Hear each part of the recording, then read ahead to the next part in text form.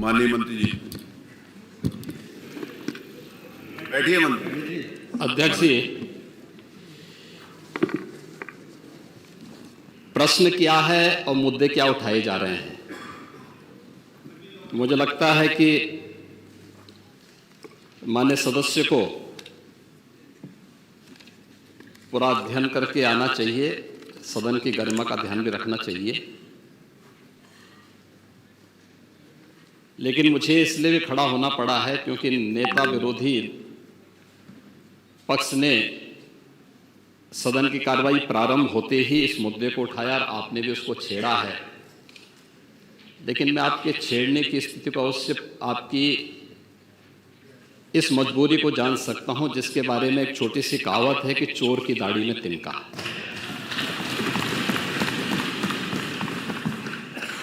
प्रश्न है नकली दवाओं के सेवन से होने वाली मौतों के बारे में, जिसके बारे में उनको उत्तर दिया गया है कि इस प्रकार के कोई भी प्रकरण अभी तक उत्तर प्रदेश सरकार के संज्ञान में नहीं है। दूसरा, समय समय पर इस दिशा में खाद्य सुरक्षा और औषधि प्रशासन विभाग के द्वारा छापेमारी की कार्रवाई भी होती है। उत्तर प्रदेश के अंदर कोडिन कफ सिरप के मामले में, जिसको नेता विरोधी दल, मैं तो ये मानता था कि उम्र के चौथे पड़ाव पर व्यक्ति सच बोलने का आदि कम से कम इस उम्र में तो होगा ही, लेकिन इस उम्र में भी इस समाजवादी उनको झूठा बुलवा देते हैं। इस उम्र में तो कम से कम उसे झूठ मत बुलवाओ भाई, सच बोलने के उनको आदी होना चाहिए। और तो चेयर पे बैठ चुके हैं लंबे समय तक, स्पीकर के रूप में उन्होंने सदन को आगे बढ़ाया है। कोडिन कफ सिरप से उत्तर प्रदेश के अंदर कोई मौत नहीं हुई है। एक।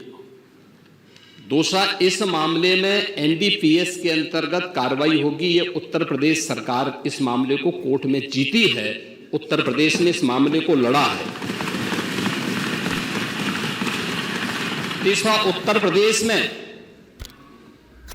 इसका जो सबसे बड़ा होलसेलर, जो बड़े होलसेलर हैं, जिसको सबसे पहले एसटीएफ ने पकड़ा था 2016 में, उसको लाइसेंस समाजवादी पार्टी ने जारी किया था। जो फोटो रिलीज हो रही है, देश के अंदर दो नमूने हैं, एक दिल्ली में और एक लखनऊ में बैठते हैं। जब देश में कोई चर्चा होती है तो तुरंत वह देश छोड़ करके भाग जाते हैं। और मुझे लगता है कि यही आपके बबुआ के साथ भी हो रहा होगा। वह भी देश से फिर जाएंगे इंग्लैंड की सैर सपाटे में और आप लोग यहां चिल्लाते रहेंगे। महोदय, कोडिन कफ सिरप का मुद्दा जो इन्होंने उठाया है, मुद्दा था नकली दवाओं के सेवन के कारण होने वाली मौतों का। और उसके बारे में हमने पहले ही बताया है कि नकली दवा के कारण होने वाली मौत के प्रकरण की कोई भी बात अभी तक शासन के संज्ञान में नहीं आई है। और समय समय पर एफएसडीए विभाग इसको लेकर के छापेमारी करती है, कार्रवाई करती है। कंपनियों में भी इस प्रकार की कार्रवाई होती है। यूपी के अंदर कोडिन कफ सिरप, इसके केवल स्टॉकिस्ट हैं, होलसेलर हैं। इसका यहां पे प्रोडक्शन नहीं होता है। ये मध्य प्रदेश में, हिमाचल में और अन्य राज्यों में होता है। और जो मौत के प्रकरण सामने आए हैं, वे मौत के प्रकरण अन्य राज्यों में आए हैं। जिन राज्यों में आए हैं, वह जो भी प्रकरण सामने आए हैं, यह तमिलनाडु में बने हुए एक सिरप के कारण सामने आई है। ये पूरा प्रकरण इलीगल, यानी इसमें एडिटेशन का भी नहीं है, यह इलीगल डाइवर्जन का है।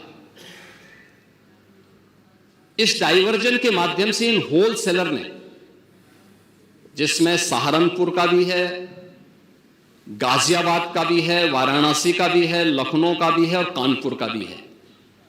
इन लोगों ने इसको उन देशों में पहुंचाया है, उन राज्यों में पहुंचाया है जहां मद्य निषेध है, लेकिन वहां पे नशे के आदी लोगों को इसको लेने की एक आदत सी है, तो वहां पर उसका दुरुपयोग किया गया है, जबकि बिना चिकित्सीय परामर्श के इसका सेवन नहीं हो सकता, खासतौर पर बच्चों के लिए।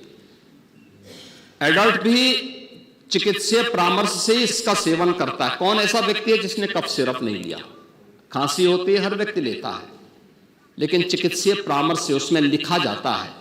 क्योंकि पढ़ाई लिखाई से आप लोगों का कोई वास्ता है नहीं, इसलिए आप लोग हमेशा इस प्रकार की बातें करते हैं।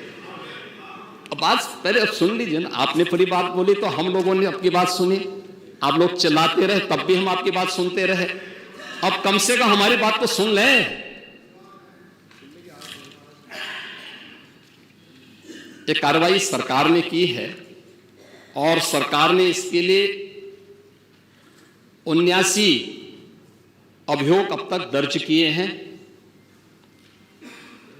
इसमें 225 अभियुक्तों को इसमें नामजद किया है। 78 अभियुक्त अब तक गिरफ्तार हुए हैं।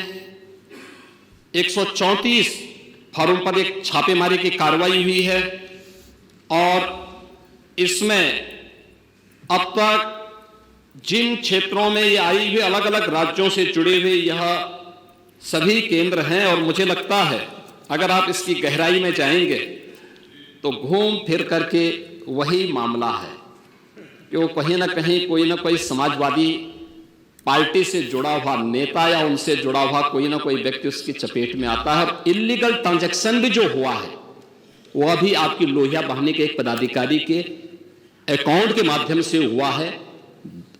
एसटीएफ इसकी जांच कर रही है।